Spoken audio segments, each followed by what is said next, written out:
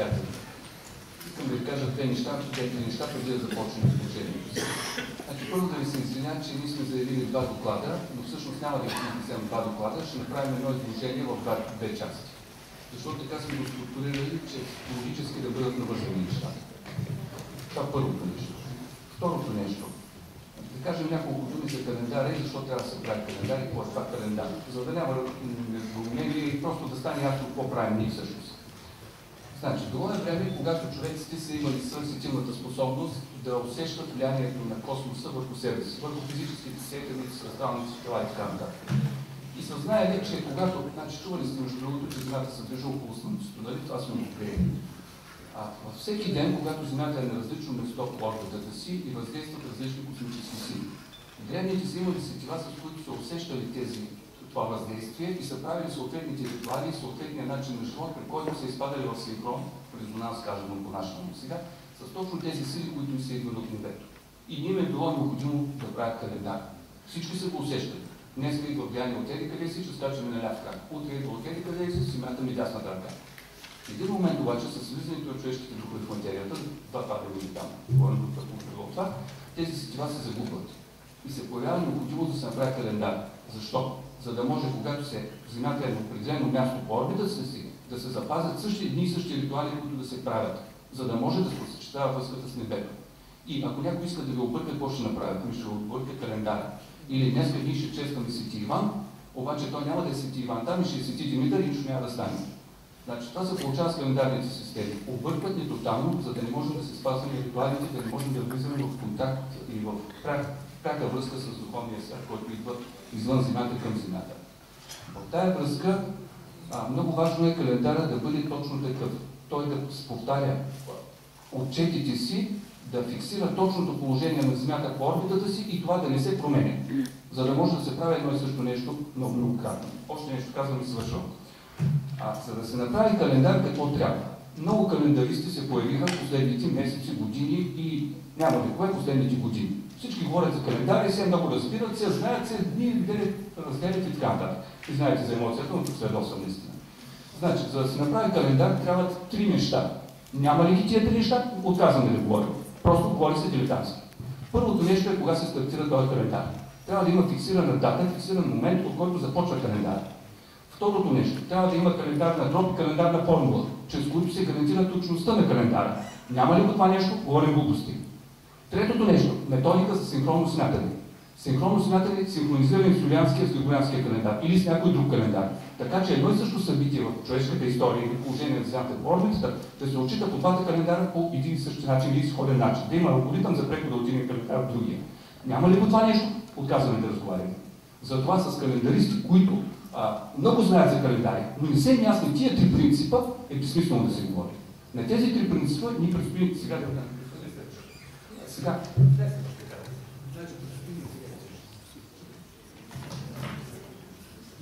Това е логото, да не го допълним. Затова нашето изложение сега ще го структурираме по следния начин. Първо ще говорим за началото на времената. Кога нашия календар стартираме, защо и как, ще обясним. Второ ще кажем как се съгласуваме зодиакалните системи, как се подреждат зооморфните пакети в съществуващите китайски и защо български календар е по-различен. Трето ще говорим за хронографско позициониране в новата ера. Много важен момент, за да можем да синхронизираме нашия календар с григорианския календар. И едва накрая ще ви разкажем за българския празничен цикъл календар. Това нещо сме го структурирали в рамките на 40-50 слайда. На половината, като стигнем, ще ви дадем знак, че ако искате почивка, можем да дадем малко 5-10 минути почивка, защото материята е трудна. Още една забележка и свършвам. Значи, обикновено обичаме да говорим, защото сме слабохотливи и ни липсва това качество. Но в случая става въпрос за нещо сериозно. Тук трябва всяка дума да бъде примерена. Постарали сме с господин Талев да си примерим думите и това, което той ще прочете сега, е много добре премислено, преди да бъде казано. Затова държим да го прочетем и да можем просто да не си допуснем своеволието някъде да фантазираме това, което в момента не се иска. Надявам се, че ще ви бъде интересно и ако ви стане досадно, давайте знак да даваме почивка, защото наистина може да бъде и тежка материята, когато говорим. Но всеки случай е точна. За първ път ние тук се изправяме срещу всички календаристи в момента. Показваме къде бъркат и къде работят неграмотно. Стига толкова. Тук Спас малко ме е научил преди години. Когато извадиш нож, той трябва да бъде остър. Не може да си позволим това словоблудство, което цари в момента в света. Български календар, най-точният света. Никога ЮНЕСКО не е признавал български календар за най-точен. Никога! Няма такава инструкция. Изследвали сме го това нещо. Приказва се. Що? Пак по бързалката. Някой после да кажем, вие лъгахте. Така че това ще го видите защо и как става. Благодаря за вниманието. Господин Танев, сега ще изнесе това, което сме мислили и дано да стане добре.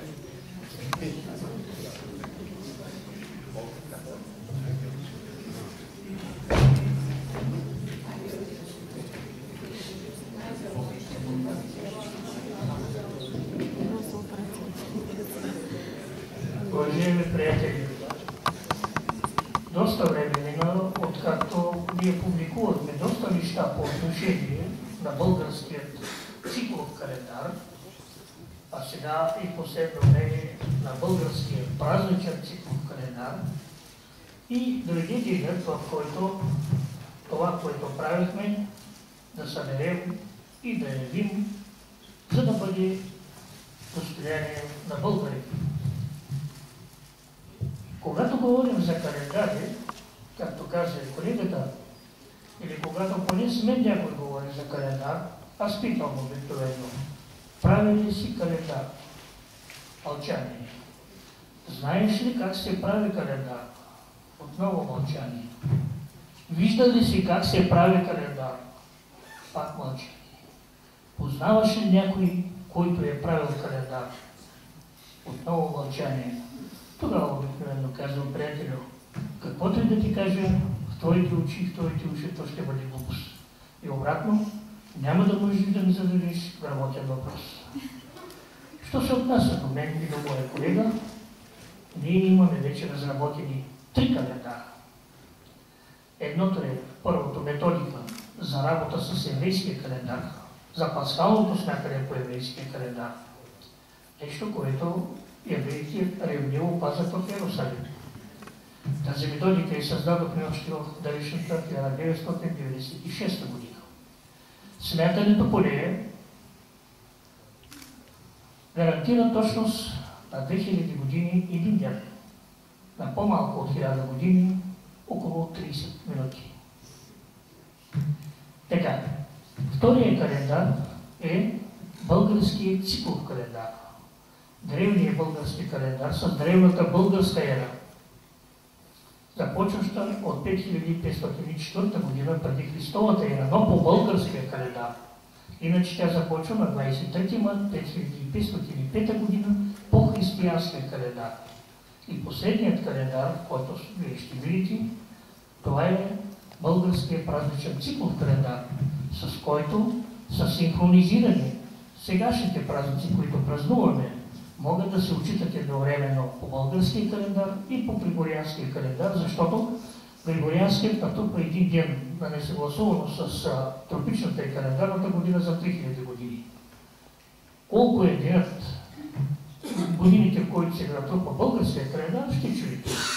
След 3000 години коригира се григорианския, методиката продължава.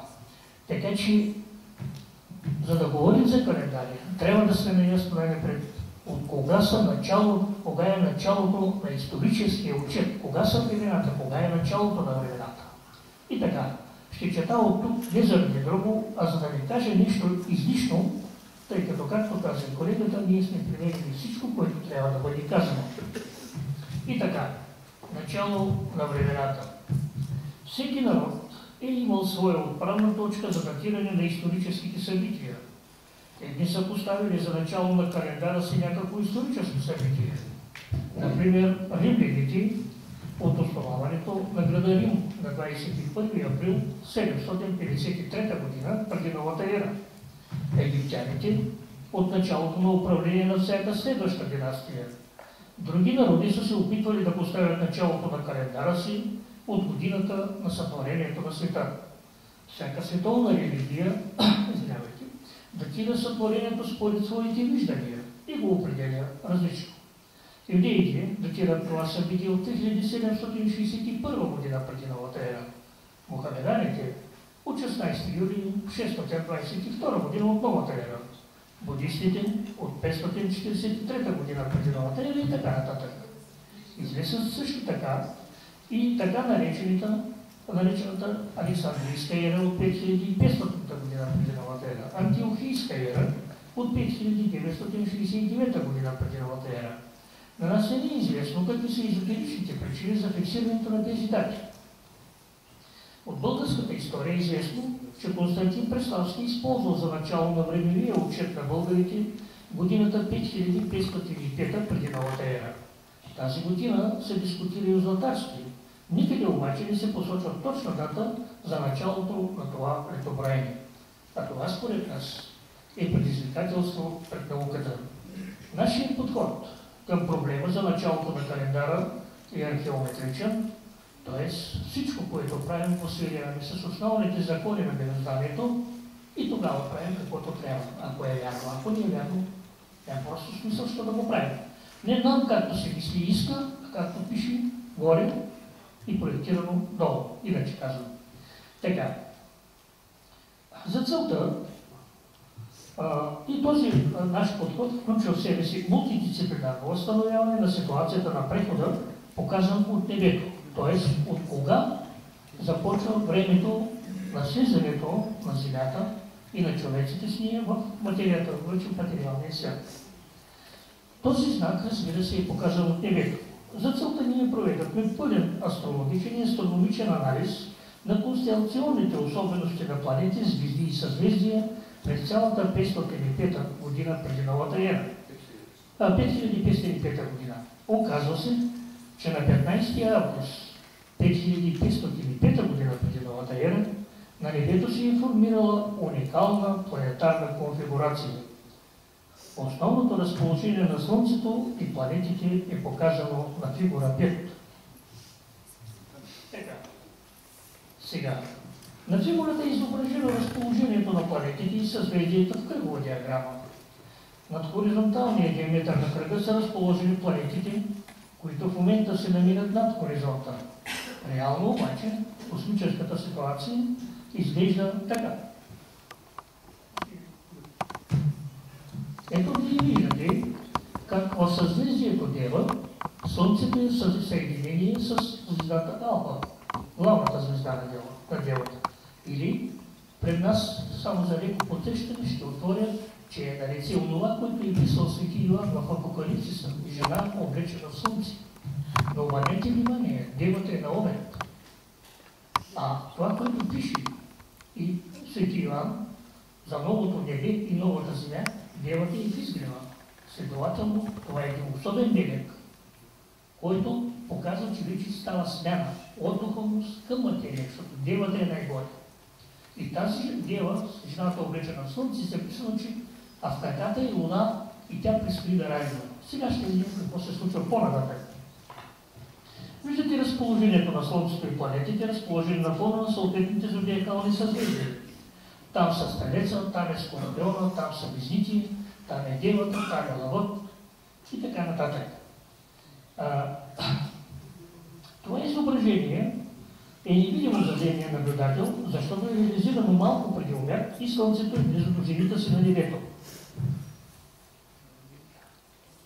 Уникалността на ситуацията се състои в няколко аспекта.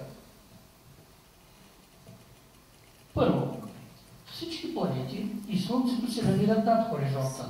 Второ, 5 от тях са в зоната на горната си комбинация и са в зодиакалното съзвездие Дева. Трето, Нептун е залязващ, а изгрява черната овален. Известно е от езотеричните науки, че Девата е белег на раждащите води, на женското начало и на слизането в духа в материята, че тя е небесната царица на древните патриарси. И четирите си тела в Девата са с мъжки имена и символизират мъжкото слънчево начало и обложащата енергетика. Вестителят Меркурий оповестява зенита на силата на Марс и енергията на Уран. Мъдрият управляващ Юпитер бележи времето на обръщането. Слънцето, символ на мъжкото начало, е в зенита си. От тук нататък е възможен само ход надолу или смяна на мажоритарния принцип, т.е. смяна на слънчевото начало с лунното начало и женското начало. Т.е. вече идва времето на раждащите води, на чийто представител е женското начало или жената, както каза и нашия колега Спасман. Така. На хоризонта, както казахме, изгледа черната луна, което е още един белег, започващо женско начало като време на твърдата материя и на необозданото нахлуване на втвърдителните сили на Земята. Поради тези причини, датата 15 август 5505 година преди новата ера е белязана от небесните структури като особена и свързана с обръщането на времената. Тук интересна е играта на Луната. Тя преминава от зодиакалното съзвездие Риби в Овен и е в опозиция на всички 5 мъжки светила. Известно е, че краят на прецесионната космическа ера на планетата Земя се фиксира от звездата Зета Ревати, или това е Зета от зодиакалното съзвездие Риби, а краят на времената на изходящата част на 24 годишния период, духовно-вибрационен цикъл и началото на възходящата му част се свързват с звездата Мезартин от зодиакалното съзвездие Овен. Тези две звезди и сега могат да се видят на небосвода. В известен момент Луната влиза в съединение с Мезартин. Според нас, преминаването на Луната през разделителната линия между Ревата и Мезартин и съединението и с Мезартин е ударът на гонга на времето. Този е моментът, в който вече времената се сменят и идва новата Земя и новото небе. Така, фиксиране точния момент на смяната на времената. Това, съгласно космическите модели, които ние сме ползвали, астрономически или космически модели, се случва в 9 часа, 49 минути и 7 секунди универсално време на 15 август 5505 година преди новата ера. Този ден, 15 август, и до днес евреите празнуват като празника си Йом Кипур. Йом означава ден от сътворението, а Кипур значи освобождаване, преминаване от едно състояние в друго. Затова и това е денят на голямата молитва, защото те управят молба към своя път, той като е Бога на материята. Така, по този начин са определили точната дата и час на началото на новото време. Иначе казано, това е най-добрият космически етер, от който може да започне календарният отчет на историческото време, но вече в нашия физически земен свят. Затова стартовата дата на българския циклов календар, наречен още на Танев Манев, е на 23 декември 5505 година. Т.е. той е вече тукашен календар. Същата дата по данни, по легенди, по исторически податки е на българския древен календар, който, за съжаление, в този си вид, в който вие сега ще го видите, просто старателно добре може бил унищожен още от налични времена. Така, тези наши разсъждения са свързани с използването на редица астрономически и астрологически програми, както казахме, за да можем да направим хороскопа на времето, в които са заложени няколко различни алгоритми за моделиране на звездното небе във времето преди новата ера. Такива програми с Redshift, Skylab, Z процесор и други от този род. Проведохме изследване на точността на тези програми, когато работят в такова отдалечено време. Оказа се, че грешките, които могат да се допуснат по отношение на дните, са незначителни. А грешките в положението на Луната са от порядъка на час. По тази причина считаме, че анализът ни е достоверен и адекватен за времето, когато се е поставило началото на календарния отчет на историческото време от нашите предци.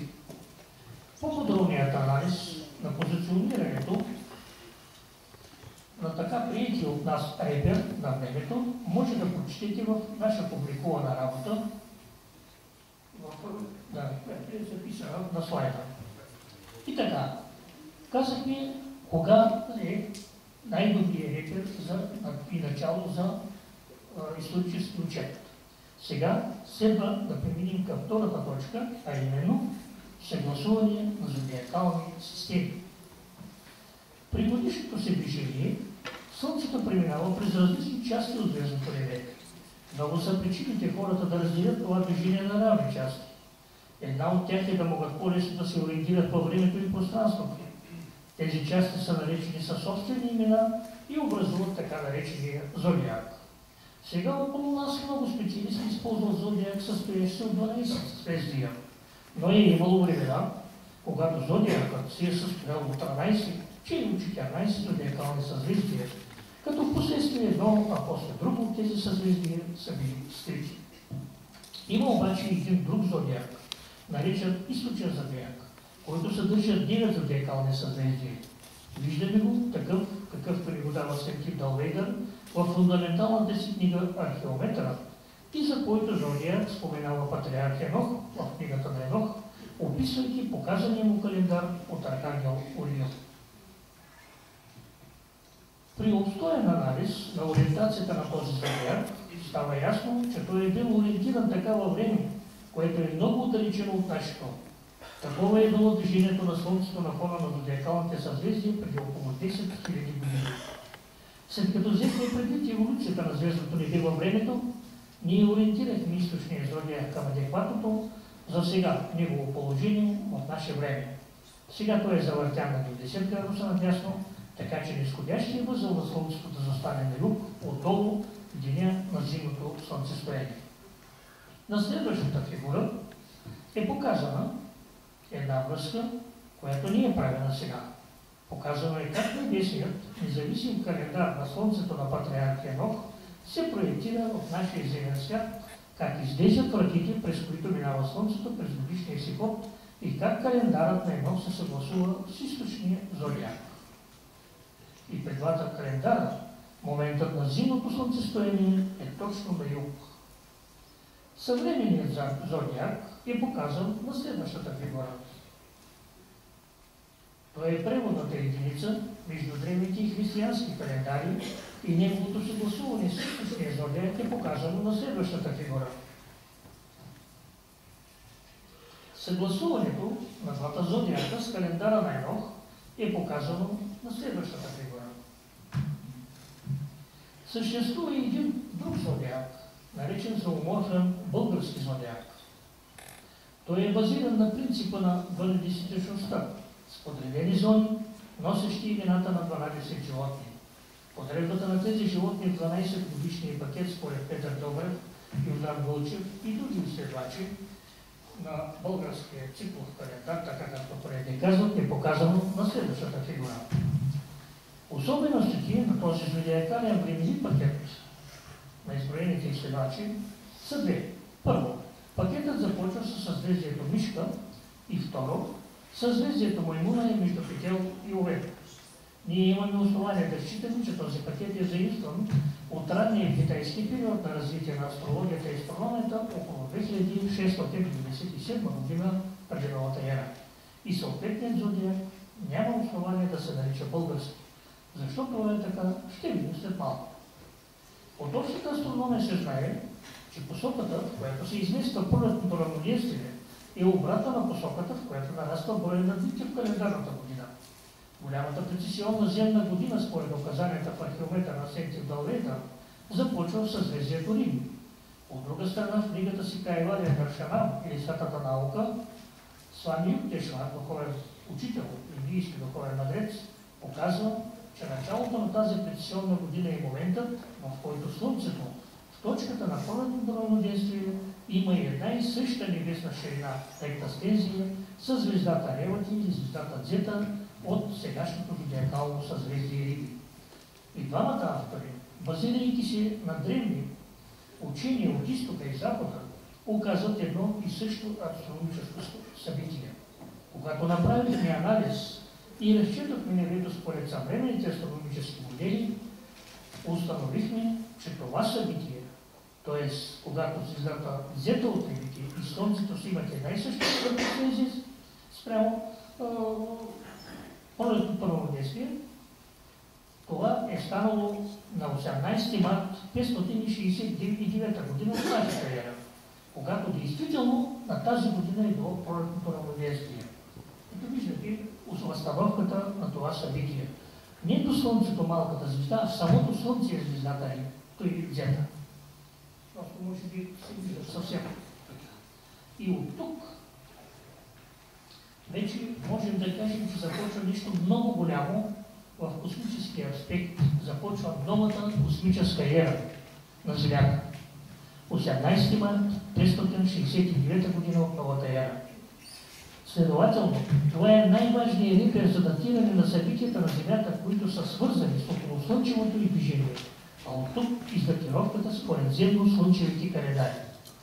Вселенската мъдрост все още е напълно логично да се приеме, че и подредбата на годините в 12-годишния зодиакален звезден времеви пакет на българския календарен цикъл да е такава, че да постави началото на голямата прецесионна година на Земята да съвпадне с началото именно на такъв 12-годишен цикъл. Българският цикъл в календар е слънчев и следователно от началото година на голямата земна прецесионна година трябва да започва и 12-годишен звезден зодиакален календарен пакет. Подредбата на годините в такъв 12-годишен пакет, така че той да е коректно свързан с голямата прецесионна година, наречена още прецесионна платонична година, е показано на следващата фигура.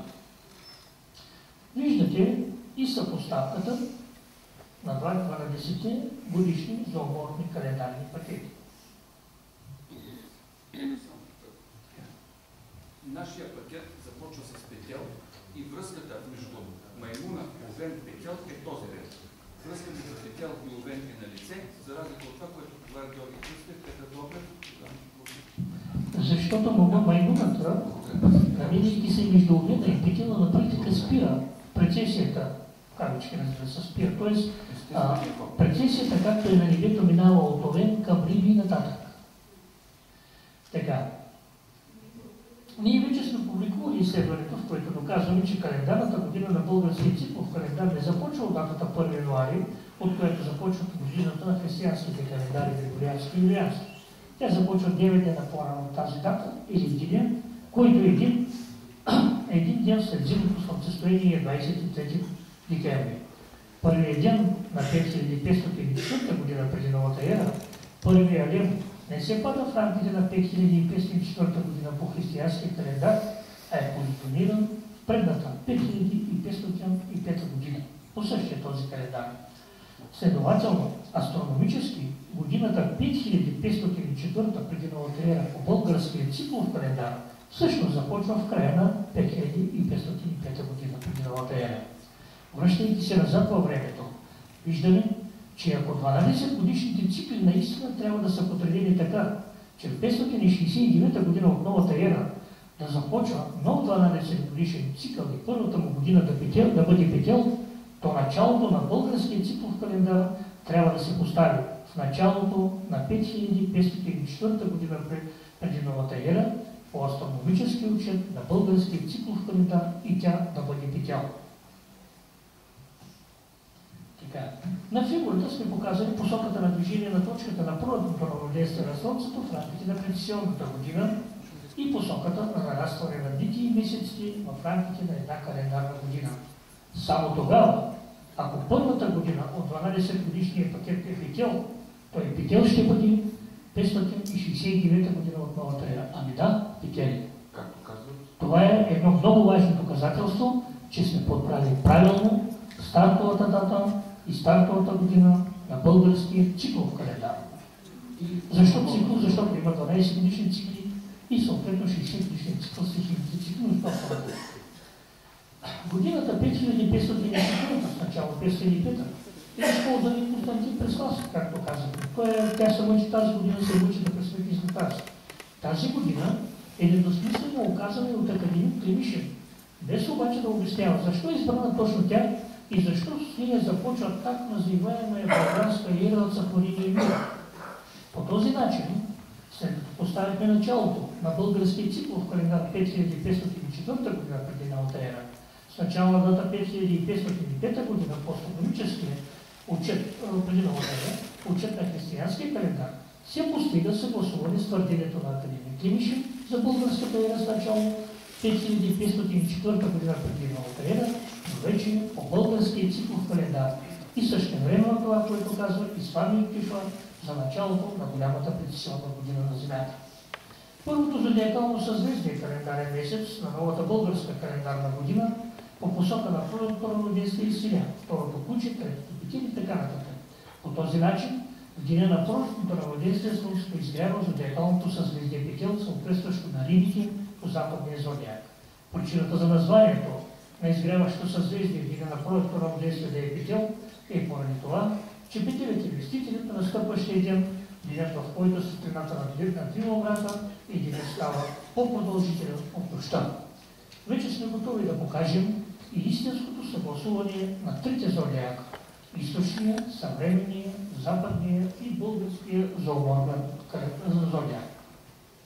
При това, зодиите от български и съвременния зодиак са на едни и същи ъглови позиции на небесната звезда планисфера, където са разположени действително и самите зодиакални съзвездия от двата зодиака. Съгласуването на вече описаните три зодиакални системи с календара на Енох, е показано на следващата фигура. Такова съгласуване на зодиаците до сега не е правил никой от изследователите, занимавали се с проблемите на зодиаците и календарите от най-древни времена и до днес.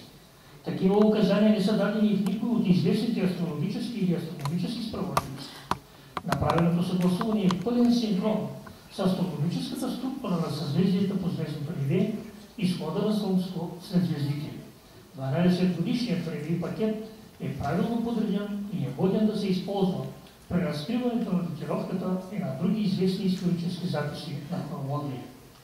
В резултат на нашите изследвания, показани по-горе, ние считаме, че тиражирането на китайския зодиак с маймуната между Овена и Петела е не само неадекватно, но и дълбоко погрешно.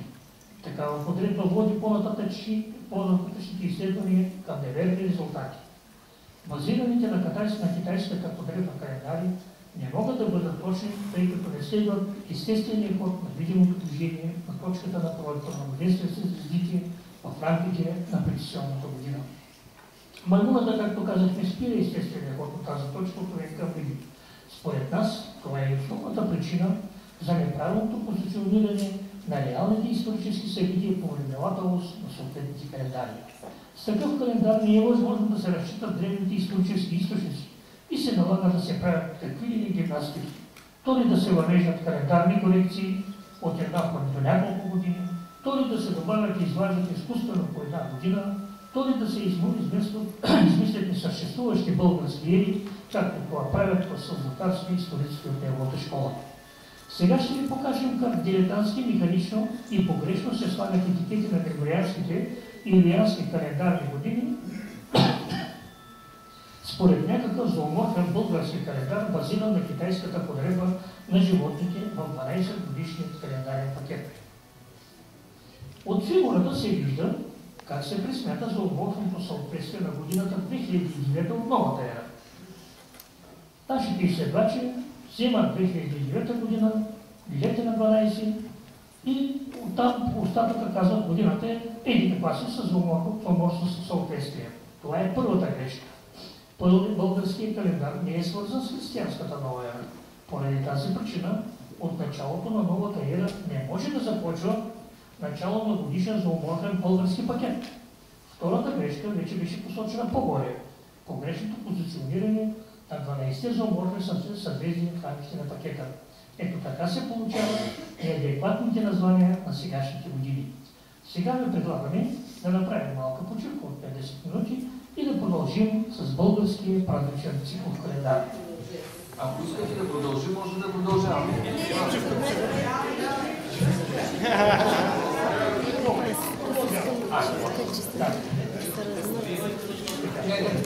Остана продължава. Така.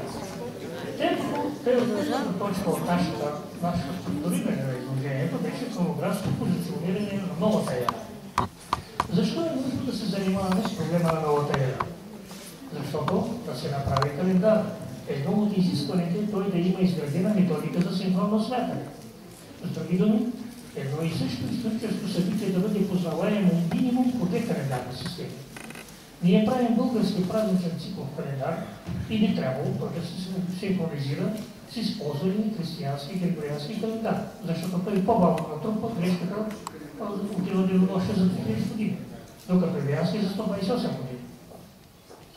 При доста дългите си изследвания се натъкнахме на един феномен на григорианския календар, който не се дискутира в последното столетие. Оказва се, че определянето на новата ера съвсем не е толкова просто и естествено, както ни го поднасят и църквата, и официалната наука. Много години летоброението си е водено по мировите ери на пасхалната хроника. Много години използвано началната дата на календара, както казахме, на годината от основането на Рим. Много години събитията са датирали по Диоклетиановата ера и така нататък. Едва след 560 година се постави на дискусия въпросът кога е била изходната година определена за начало на новата ера. И това става едва след като Дионисий Малък е написал пасхалните таблици и е продължил таблиците на Теофан Александрийски. На Дионисий се приписват съмнителни пресметания, които той не е правил, или правилно се разбира, че е определил момента на началото на новата ера, наречена ера от Рождество Христово. Така въпросът за това кога е било началото на новата ера остава открит. Официалната наука игнорира описанието на действителни случаи от реалната човешка история в религиозната литература. Такъв източник е еврейската книга наречена Тора или Библията, Стария Завет, която е приета за основа и на християнската доктрина. Не има данни за хронологическа последователност на уж измислени иллюзорни истории, които неоснователно се подценяват от сериозните учени. Прегледат се документалните записи на мъдреци, които боравят с нетрадиционни източници на информация.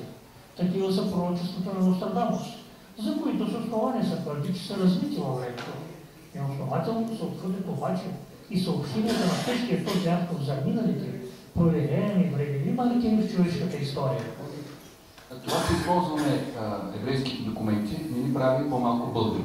Държавам тази забележка, защото след това изложение ще ни бъдем титулувани като евреи. Значи, бъдете разумни, говоря сериозно, вече сме го изяждали, на гърба сме носили такива етикети. Това, че познаваме пасхално светлината, не познаваме Тората, познаваме тяхната история, такава каквато те учат академичната им история, но означава, че сме евреи, означава, че сме българи и познаваме и тяхната история. Следващото изложение за обратно от изследването, които публикуваме подробно в трудовите на научната конференция на Военния университет в град Велико Търново през тази година. Там посочваме историческите източници, които използваме, за да изградим правилната подредба на библейските събития и указаните им съответни исторически години. В Библията няма указани точни години, в които са станали описаните събития, но там има времеви интервали, за които подробно се описва какво е станало. Например, Авраам е живеел, Яков е бил и т.н. Точното позициониране на събитията е затруднено и невъзможно, ако не се ползват други данни за същите събития. В изследването за началото на новата ера ние постигнахме достатъчно точни резултати, само защото приложихме именно подобна методика на изследване. Като знаем какво са другите, да видим какво ще направим и какво правим ние. А именно, използваните документи са писмото на Нострадамус до френския крал Ани II Валуа от 1547 година.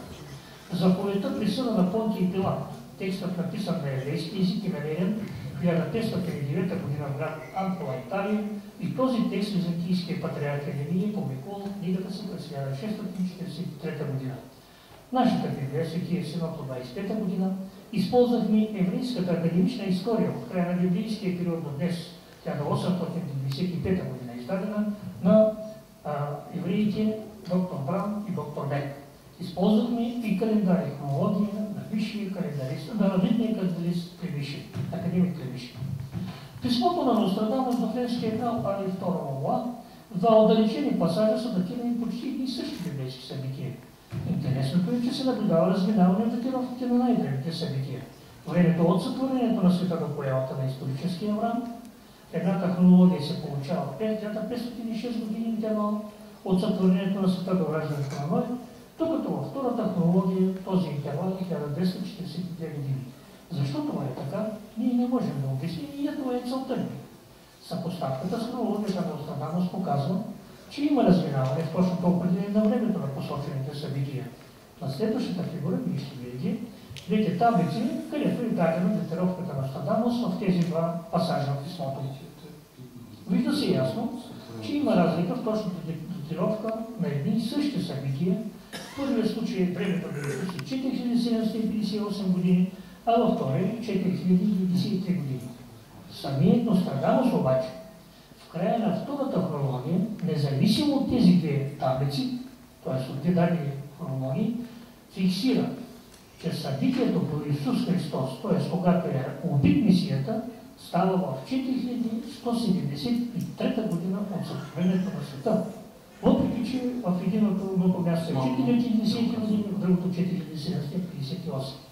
За нас разминаването с това, което Нострадамус казва, че 4173 година от сътворението на света, не е известно и може да имаме само предположение, защото той го прави така. Има обаче един исторически документ, както казах, за събитието на Голгота, по времето на Исус Христос, и това е заповедта присъда на Понтий Пилат. Текстът, както казахме, е намерен в град Аквила или Ампола, Италия, 1509 година. И тук в заповедта накрая е записано, че екзекуцията на Исус е извършена на 23 март 4174 година от сътворението в Йерусалим. Нострадамус пише 4173 години плюс 8 месеца. А това означава, че посочената 4174 година почти съвпада с заявената от Нострадамус 4173 плюс 8 месеца. Изглежда, Понтий Пилат е знаел колко е ера да учи дните си и затова е поставил тази дата на заповедта си за осъждането на Исус Христос на смърт. Същата дата, само че 28 март, той поставя и на рапорта си до Кесаря Тиберий. Същата година, 4174 година. Между другото, много документи са унищожени. Систематично всичко е заличавано. Много е трудно да се стигне до автентични някакви цифри, написани в документи от това време. Тук там някой нещо е изтървал. Слава Богу е изтървал и сме успели да стъпим на тях. От анализа на цитираните източници, чрез детайлно проследяване, точните фази на луната и принципите на пасхалното смятане при евреите, успяхме да докажем, че разпятието на Исус Христос е възможно да стане само през 33-та година от новата ера. Само тази година е непротиворечива на датировките на Нострадамус и на Понтий Пилат. Само през тази година могат да се превършат към астрономическите факти и описанията, които дават евангелистите в Библията. По този начин доказахме, че годината 4174 година от сътворението на света според евреите е точно годината 33-та от началото на новата ера на Григорианския календар. Това е така, защото в никой от годините и датите, цитирани в различни исторически източници, в които да е бил разпънат Христос, такова събитие не се случва. В никой от тези години денят на пролетното равноденствие не съвпада едновременно с третия ден на астрономическото новолуние на месец март и с първия ден на новолунието на месец Нисан. А пък еврейската Пасха в никой от тези години не започва в деня на пълнолунието на месец Нисан, което пък съвпазва с пълнолунието на месец Април. Това става само в 33-та година. В таблицата на следващата фигура е показана нашата възстановка на библейските събития, като са отчетени само времевите интервали на събитията, без да се използва друг времеви репер, освен сътворението на света. От таблицата на фигурата се вижда, че така, както ние сме датирали събитията, те се синхронизират с оказаните времеви интервали в Библията и с точно датираните събития в еврейската история на Беки Бран, а именно колона 2 от таблицата. Годината, в която ще бъде убит Месията, е получена 4174 година. В колона 4 отдолу нагоре са поставени историческите годишни дати на същите събития, отчетени спрямо новата ера. Времевите интервали между събитията точно повтарят библейските указания и годините в еврейската история на Беки Бран. В таблицата годините от сътворението на света се развиват в нисходяща посока, а нарастването на годините от новата ера става в възходяща посока. В едната посока се нареждат последователно събития, чието описание става в религиозните книги, а в другата посока е историческата хронология. Вижда се, че събитията плътно заемат времето от сътворението на света до новата ера и обратно. Нагледно е показана хармонията в съответствието на годините, показана и ролята на 1706 години от сътворението на света до раждането на Ной. Чрез настоящото изследване се демонстрира реалната връзка между събитията, датирани спрямо сътворението на света в религиозните книги и същите събития, но от историческа гледна точка. В това наше изследване, Категорично се доказва реалността на така наречената нова ера, времеви маркер, чрез който се датира цялата наша история. Или новата ера, началото на новата ера е 4141 година от еврейското сътворение и спрямо което то е по-късно, 33-та година е вече 4174 година. Тоест 4141 година съответства на 754-та, а пурби годината, т.е. от годината на основаването на Рим. От тук нататък това изследване може да намерите публикувано. Да. От тук нататък ние имаме вече условията, с които можем да правим български празничен цикъл в календар. Вие виждате на екрана книгата, която е сигналния брой, за съжаление не можахме да разпечатаме много броеве, сега ще уточним някои корекции вътре. В тази книга е описана цялата методика, как се прави календара, как се смята синхронното смятане, въобще как са годините във времената и са разписани до 2164 година. Кога започва дадената българска година, кога е големия ден, следващата година и т.н. Това нещо, дай Боже, съвсем скоро ще излезе. След няколко дни ще бъде книжарниците и знанието да график ще може. Така. И така, българският цикъл празничен календар. Казахме, че вече сме определили точно от кой момент може да се стартира българският цикъл в календар и това е момента от 23 декември 5510 година преди новата ера. Показахме и доказахме адекватността на началната точка на новата ера, т.е. от кога е началото, отправната точка на новата ера, по която е григорианския календар, спрямо което вече може да се привързват и реални исторически събития. За да се създаде обаче българският цикъл празничен календар, липсва още едно условие. Наличието на календарна формула и на календарна дроб, по които да се развие той в времето. За древния български календар е известно, че той е слънчев календар, че е много точен, че е циклов календар, че е изграден въз основата на 12 годишен земно-юпитеров цикъл и 60 годишен стихиен цикъл, съставен от 5 стихийни периода по 12 години всеки и минуващи се, съответно с стихийните времена, имена огън, въздух, вода, земя и метал, следващи състоянията на материята, от нейното сътворение до нейната окончателна изява на видим физически план. Известно е също така, че като слънчев календар, продължителността на неговата календарна година е съгласувана с продължителността на земно-слънчевата тропична година, представляваща две последователни преминаване на Слънцето през точката на пролетното равноденствие. Тоест, това е точката на пролетното равноденствие, ето това е една тропична година. Два пъти, като преминим Слънцето през тази точка. Така. Известно е, също, че минималният брой период за високостна корекция на календарната година на древния български календар е 4 години. Известно е и това, че в основата на българския цикъл слънчев календар е заложен конструктивният принцип на календара на Слънцето на библейския патриарх Енох 4 тримесечия по 91 календарни дни, поради което празничните дни по българския календар са винаги на едни и същи календарни дати.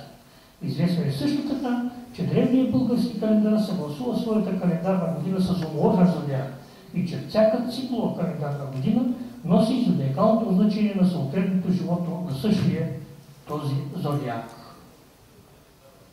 Обаче, никой от известните ни изследователи на древния български слънчев календар не казва как се съгласува на календарната му година с земно-слънчевата тропична година, нито пък колко е продължителността на българската календарна година. Неизвестно остава и колко е голяма точността на древния български календар, т.е. за колко време се набира едно средно-слънчево денонощие вследствие на разликата между календарната година и земно-слънчевата тропична година. Неизвестен е и принципът на съгласуване на зооморфния зодиак с древния зодиак от календара на патриарх Енох и с зодиака на християнския календар. Не се оказва и стартовата дата на този митичен календар. Твърдение от рода на това, че той е фрагментарен, са несериозни и автоматично го правят незначителен. Повтарянето на някакво признаване от ЮНЕСКО на българския календар не го прави реално съществуващ. Още повече, че ние не сме видели до сега никакъв документ на ЮНЕСКО, с който нашите изследователи на календара да потвърдят твърденията си. Точността на слънчевия календар зависи, казахме, от неговата календарна дроб, дава отразяваща дробната част на продължителността на календарната година и показваща с колко тя се отличава от земно-слънчевата тропична година. В нашето изследване изведохме календарната формула на българския цикълов календар, като използвахме стандартната астрономическа епоха 1900 година и продължителността на земната година през 5505 година, преди новата ера. През 5 години по формулата на Ньютон за брой на денонощията в тропичната година. Ясно е, че продължителността на годината не съдържа точен брой цели денонощия. Теорията на календара в крайна сметка трябва обаче да окаже и порядъка на редуването на простите с 365 денонощия и високосните с 366 денонощия години в някакъв определен цикъл с това, че средната продължителност на календарната година за цикъла да бъде по възможност близко до продължителността на тропичната година. За целта, дробната част на тропичната година се закръгля до четвъртия знак и се разлага в верижна дроб, като за календарна дроб се приема онази дроб, получена от верижната дроб, отношението на чието числител към знаменател е най-близко до дробната част на тропичната година. Знаменателят на календарната дроб ще показва колко години включва цикълът на редуване на простите с високосни години, а числителят ще показва колко е броя на високосните години в този цикъл. Календарната формула, която ние използваме за генерация на българския цикълов календар, е следната. Дробната част на тропическата година на 2505 според Ньютон. От тази формула могат да се получат следните календарни дроби. Това се От календарните дроби избираме петата дроб за основа на нашия календар, защото чрез нея, т.е. отношението на числителът към знаменателя, се получава най-близка стойност на календарната година до тропичната година. Тази дроб ни дава достатъчно възможности, за да постигнем нужната неточност и адекватност на календарната година спрямо тропичната година. Дробта 124-511 означава, че българският цикълов календар ще има 124 високосни години, разположени в 511 годишен пакет. Като свършите, почва друг пакет. На база на тази дроб, по-късно създадохме и методиката за синхронното смятане, чрез която можем да съгласуваме датировката на историческите събития според нашия календар, българския и по григорианския календар. Така. За разликата в продължителността на реалната тропична година през 5505 година преди новата ера и продължителността на календарната година на българския цикълов календар за същата тази година при календарна дроб 124-511 е 0, 5, 75, 43 средно слънчеви денонощия. Това е гвоздея на програмата.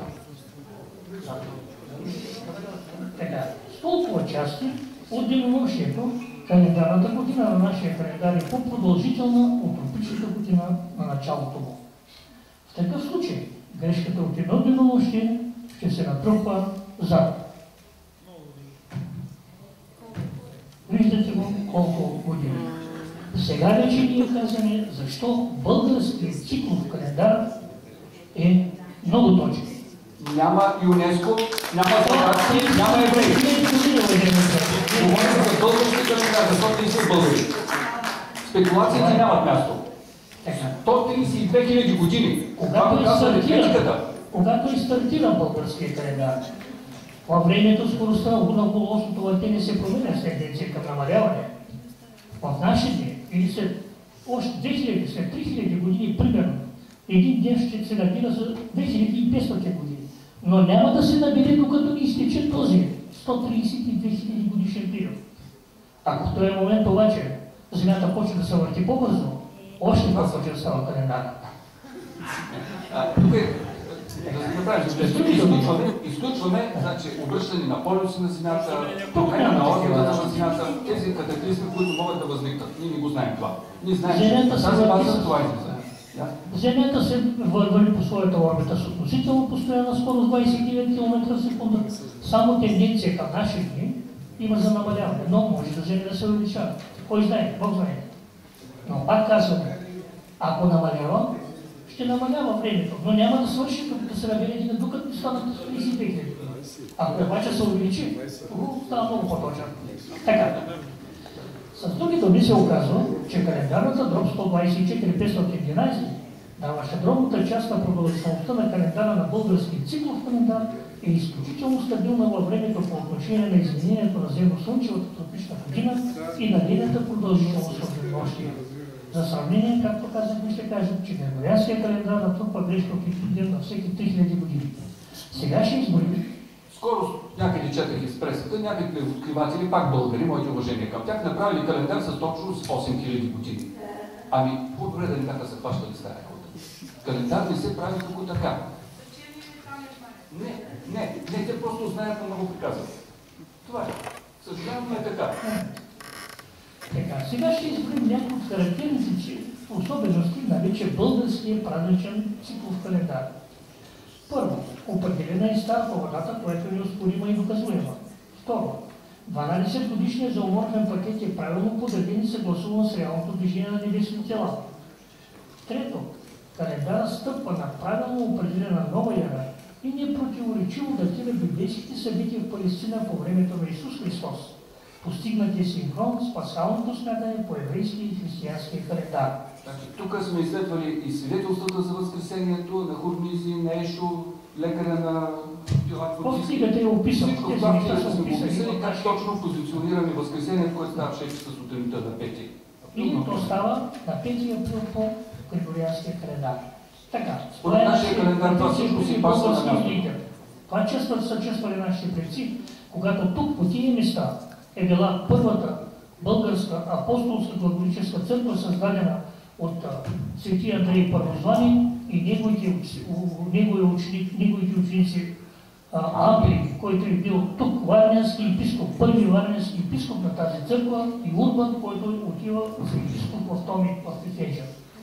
Така че, защо апостолска глаголическа църква? Защото е вярно, което казва глаголът, т.е. се речи изпорящо слово Исус Христос, и апостолите, които са негови ученици. Защо казваме съборна църква? Защото е вярно това, което казва не Христос и апостолите, а главатарите на събора, папи, патриарси и прочие. Така.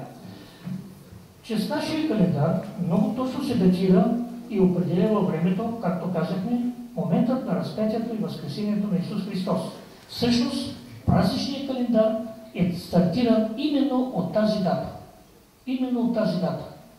А началото на годината на празничния календар е 22 декември, 32 година от новата ера, защото по това време има 21 декември слънцестоянието, както зимното, както се изисква по български и по календар. В същото време, 23 е във вторник. Обаче няма нулевия. И ние използвахме мига на времето между 21 и 22, за да бъде 22 в понеделник да започне българската година и с това стартирахме синхронното смятане. Без това просто няма начин да се стартира такова смятане. От този момент нататък вече българските празници стават всяка година за хилядолетия напред. В един и същ седмичен ден, в един и същ месец, на една и съща дата. И по едно и също място на земята по орбитата й. Григориански за определено съчетание на годините. Дали ще е българска година и Високосна? Да. И така. Датировката по българската календар. Да, пето. Календарът има календарна формула и дроб, които му гарантират доказаната висока точност за период от 132 573 години. Шесто. Датировката по българския празничен циклов календар е такава, че народните и църковни празници, както казахме, винаги се празнуват всяка година в един и същи месец, на една и съща дата, в един и същи седмичен ден. Подвижна е григорианската дата. Чрез създадената методика за синхронно смятане на нашия календар с григорианския календар се оказва истинската дата на съответните празници, като неподвижни празници спрямо българския Великден. От гледна точка на позицията на Земята по нейната орбита, празниците по нашия календар винаги попадат на едно и също пространствено място. При григорианския календар това не се постига и всички празници са подвижни във времето при орбиталното движение на Земята. Седмо. Календарът работи с високосно-корекционен пакет от 511 години, в рамките на който съществуват 4 вида български календарни години, подредени по строго определен алгоритъм, който се повтаря в рамките на всеки период. Годините биват проста по двата календара, проста по български и високосна по григорианския, проста по григорианския и високосна по българския и високосна година, календарна година от българския календар, която е по двата календара. Позиционирането на високосните години в българския цикъл календар е показано на следващата фигура. Това са високосните години в рамките на 500. Коя година кой да носи и ако годината е кратка на този номер, съответно е високосна. Подробности за алгоритъма може да се прочитат в издадената книга за календар. В книгата са описани формулите, които се присмятат от три определени вида на съответната християнска календарна година, като българска календарна година. В книгата за календар е показана и аритметиката на превеждането на християнските години в български календарни години и определението на номера на високосната българска година в 511 годишния пакет. Високосната корекция се извършва на всеки 4 години, започвайки от 4-та година на периода. Последната високосна корекция от 511 годишния пакет към последната високосна година в този 511 годишния пакет е 496 година. Тя е 124 година. От 497 до 511 година включително не се прави високосна корекция на българската календарна година. При приключването на 511 годишния пакет, преди началото на следващия пакет се поставят 4 нулеви дни, които не принадлежат към календарните пакети, които връщат календарната дата на българския цикъл в календар към събитието, както то е било в началото на предния период. И това идва за това, че се правят предварително 3 дни по григорианския календар и от 15-те години 4 по 3 плюс 1 последват първата година. Затова именно ние, които сме ги взели предварително, сега трябва да оставим земята да върви, за да може календарната дата да се върне отново. Защото в тези 15 години григорианската дата на календара, български великден, се измества с 4 дена. Тя пак е по същата дата, същата седмица и същия ден по български. Само григорианска дата. За да стане синхронно смятане, оставаме да върви и отново си да всичко на място. Така. На следващата фигура е показана част от таблица 4, в която са разписани началото на годините и календарните години и съответно кога е новата година, нулевия ден. Тук интересният таблица съдържа 14 колони. Тук са интересни колона номер 1 и номер 2. Номер 1 е вид, номер проект на григорианска календарна година. Колона 2 е вид на григорианска календарна година, проста или високосната клапа. Колона 3 номер проект на българската календарна година. Колона 4 вид на българската календарна година, проста или високосна. Най-интересни са колоните 11, 12 и 13, в които е оказана точната дата на българския великден. Това е датата, на която Земята е в същото си положение си, както е била по времето на Възкресението. В таблицата на колона 11 е разпети Петър. Колона 12 е Велика събота, а в колона 14 е датата на самото Възкресение. Така датирано, Възкресението поставя Земята и хората на деня на същото космическо влияние, на каквото са били подложени по точното време на разпятието в Палестина през 33-та година от новата ера. Това са датите на месец април, 4, 5, 6, 3, 4, 5, ето в тези колони. Съответните години, как се пада, така че Възкресението да бъде тук на 6, на 5, на 6, на 5, виждате как е края. Това е с цел да се фиксира точния момент. Възкресението е станало тогава, когато Земята е била по определено място по орбитата си. Имало е различно. Това е информационния подпечатък в информационно портално поле. Никой не дава право, когато говорим за християнство, тази дата, този момент да го местим според лунните фази. Това е скандалното и нещо, което църквата малко се разминава. Методиката за синхронното смятане е валидна за период от 3000 години, за който е структуриран григорианския календар. След този период григорианския календар трябва да се коригира след денонощи и методиката може отново да се прилага. На следващата фигура е показана у нас част от таблицата, която обхваща настоящите години 2013 и 2014. Те са добре.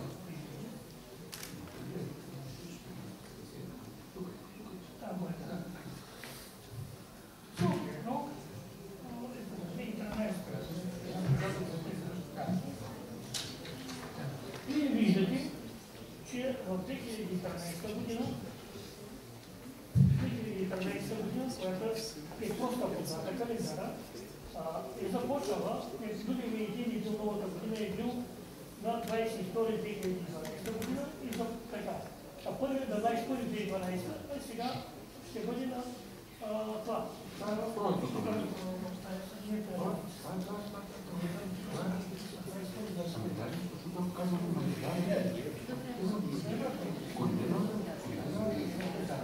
И сега на 2014 нулевия ден ще бъде на 21 декември, а до година ще бъде на 22 за следващата. Така. Авторите, които чухте, изказват благодарности на един наш колега, който направи художествения образ на самия български календар Цветен, Клинко Господинов. Изказват също и благодарност на всички спомогнали за издаването на книгата.